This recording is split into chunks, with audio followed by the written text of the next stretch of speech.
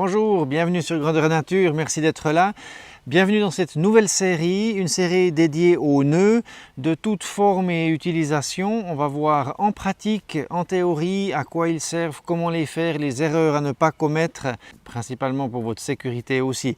On commence direct.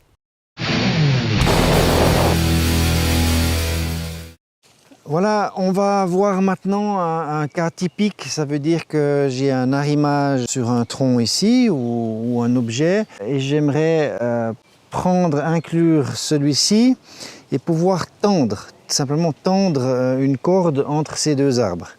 Ou tendre, ça revient au même, mais tendre le petit fil de ma tente de camping, la petite bouclette là où l'ustensile a pété, et il faut que je puisse remédier à ça. Alors, je vais en premier juste faire un arrimage ici. Donc on a vu notre cabestan, vous pouvez trouver la vidéo à ce sujet. Je fais donc mon cabestan, ici, quelque chose de propre pour la vidéo hein, quand même. Ok. Mon cabestan est prêt, je le bloque simplement avec mes clés. Ici, j'ai mon arrimage. La chose maintenant, c'est que je vais passer ici autour de ce tronc.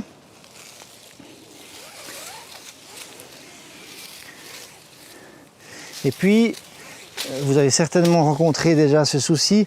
Comment faire ici un nœud en pouvant directement bien le tendre et puis qu'il y ait vraiment une forte tension ici, que je puisse, je ne sais pas, m'asseoir par exemple là-dessus, ou voilà, que je cherche à régler la tension. Alors vous avez deux solutions, soit je refais, je vous montre ceci, hein, soit je refais ici un cabestan que je vais pouvoir régler, mais ce sera difficile d'avoir vraiment une forte tension. Je vais pouvoir bien tirer, mais ce n'est pas tout à fait ça. Donc on a un super nœud pour ceci.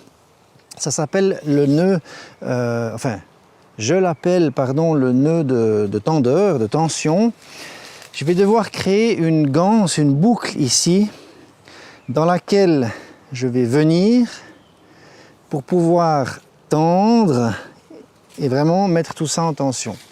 Donc ça c'est le bout actif, hein, mais sur le passif ici, je vais venir en fait chercher avec ma main pour créer une boucle et je vais en reprendre une autre à l'intérieur. On va voir après ça plus en détail. Ce qui est important, c'est de ne pas la faire à l'envers. Ça veut dire, si je viens chercher dans ce sens-là et que je sors une boucle, cette boucle en fait, elle est résistante si je tire dans ce sens-là.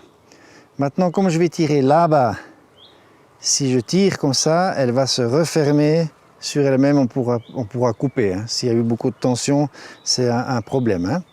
L'avantage, une fois que vous démontrez, vous voyez, c'est ça, en fait. Donc on peut le démonter facilement. Donc là, je me mets juste à hauteur. J'ai une boucle à venir faire ici. Hop. Je viens rechercher mon filin, le dormant là. Et maintenant, j'ai une boucle ici sur laquelle je peux tirer fortement sans souci. En fait, je vais juste vous la faire un peu plus loin, parce que je suis un peu plus confortable. Donc, je viens chercher là une boucle. Moi, je viens passer comme ça. Hop. Puis, après, avec les doigts, reprendre. Comme ça, je peux la faire d'une main. Peut-être que je suis en train de tenir quelque chose là-bas. Je ne sais pas si vous voyez bien. Voilà, la boucle. Elle est réglable, ça veut dire que je peux en régler en donnant du mou ici. Je peux la régler, la faire de la taille que je souhaite. Ici, je ne vais pas la faire trop grande. Ensuite, je vais passer mon filin à l'intérieur. Hein, donc cette fois, je vais tout dévider. Il y a deux solutions maintenant. Soit je peux la bloquer comme ça pour plus d'aisance, mais si on veut vraiment quelque chose de propre. Et maintenant, ici, je peux commencer à tirer en fait. Alors il faut savoir que cette action qu'on fait ici, cette tension-là, elle diminue fortement la résistance de votre corde. Hein. Si elle est donnée à 100 kg, là vous allez perdre en tout cas le 50%. Ça, c'est important de savoir. Il y a un gros frottement. On pourrait, dans le cas d'un mouflage, réaliser ici plutôt fixer une poulie qui permettrait d'éviter ce frottement et cette cassure. Mais de toute manière, on a une cassure ici. Hein. Je ne sais pas si vous voyez bien, mais ce serait une double hein, sur les deux ganses ici. Et puis, on a un nœud assez complexe ici, aussi avec des passages, des angles assez bruts. Donc, il faut juste savoir ça. Ça s'use aussi hein, parce qu'on chauffe fort. Puis là, ben, vous pouvez en fait commencer à tirer fort. Et puis vraiment, là je rapproche carrément le petit arbre. Hein. Il va pas péter, mais voilà. Vous sachiez que c'est quelque chose, c'est solide. Ensuite, maintenant j'ai beaucoup de tension ici. Ce qui est difficile, c'est de venir bloquer. Mais vous voyez qu'avec 2 doigts, justement à cause de cette force-là, je peux venir en fait coincer. Et voilà, mon nœud ici, il est fermé. Il n'est pas fermé en sécurité. Hein. Ça veut dire, là, je viens de faire une... simplement, j'ai fait une ganse à l'intérieur pour fermer mon nœud. Ça veut dire que si je tire ici, je vais carrément pouvoir le débloquer d'un coup. C'est ce que j'aime bien faire. Parce que si je passe complètement maintenant mon filin, si je le ravale, j'aurais donc fait une demi-clé. Mais j'aurai de la peine après à défaire parce qu'il y a la tension. Donc je fais une demi-clé gancée et ensuite je prends les 2 filins et je reviens en faire une. Voilà. Là maintenant j'ai vraiment quelque chose qui est fiable. Je peux monter dessus. Bon, ça risque de glisser ici parce que j'ai fait un tour simple, mais on a une sacrée tension. Un dodu comme moi, je vous dis, ça pèse quelque chose, donc ça tient bien. Maintenant, pour défaire, je viens ici, j'ai enlevé ma demi-clé double en fait, puis j'avais pris les 2 filins. Je tire dessus, paf, et je peux tout libérer. Donc ici, on repart. Maintenant, c'est ici où il y a un peu plus un problème. Ça veut dire que là-dessus, on a vraiment fait un serrage et puis des fois, c'est difficile à pouvoir le défaire. Il faut pas mal la malaxer. Puis même là, vous voyez, pourtant bon, j'ai tiré assez fort, mais ça va encore, c'est faisable. Voilà, normalement ça se défait, voilà comme ça.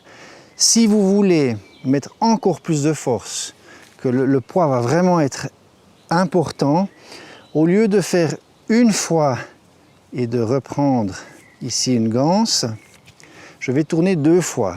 1, 2, et je viens me prendre ici. Ça forme un espèce de nœud d'huile gancé. Je vais essayer de faire un zoom. Voilà, un espèce de nœud de 8 gancé. Je reviens pour vous le montrer encore une fois. 1, 2, et je prends ma ganse. Et ça me permet de la même manière de repasser ici ma tension. Et puis de venir vraiment chercher. Dans ce cas-là, en fait, dans ce cas-là, on a toujours une forte tension, mais on aura plus de facilité après parce qu'on peut l'ouvrir comme ça, exactement à la manière d'une nœud de chaise. En fait. Voilà, je relâche tout, je libère.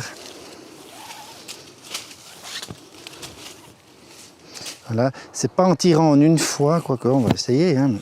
Ouais, ça a joué. Voilà, donc le nœud de tendeur, très pratique, super facile à réaliser, il faut juste avoir le coup. Voilà, j'espère que ça vous sera utile. Je l'utilise à toutes les sauces, sans arrêt, ce nœud, c'est vraiment chouette. Si ça vous a plu, un petit like, n'hésitez pas à poser vos questions, abonnez-vous à la chaîne et à tout bientôt. Bye bye, merci.